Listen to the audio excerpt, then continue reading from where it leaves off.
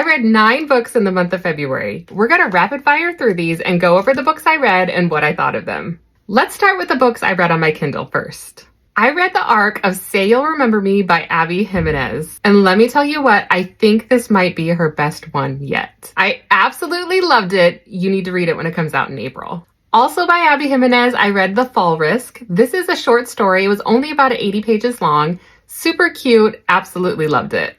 Also on my Kindle, I read another arc called Shades of Power. This is a dark fantasy romance and it comes out in March and it was so good. I also read All the Missing Pieces. This was the book club pick for the in-person book club I go to. This is a mystery with romance and I definitely enjoyed reading it. I thought it was a really great mashup of the two genres. And for my virtual book club this month, we read Spark of the Everflame. This is the first book in a fantasy series, and I definitely enjoyed reading it, and I do plan to read the rest of the series. I also read the novella Six Scorched Roses. I absolutely have loved reading the rest of the Crowns of Nyaxia series, and for some reason, I never got around to reading this novella, so I'm glad I finally read it and I really liked it. I also read The Only One Left, which is a thriller book by Riley Sager. I heard so many great things about this book, so I had to read it and it did not disappoint. I also read the thriller book The Inmate by Frida McFadden. I've loved every book I've read by Frida McFadden. Now, I can't say this wasn't her best one. It was still good, but it wasn't fantastic.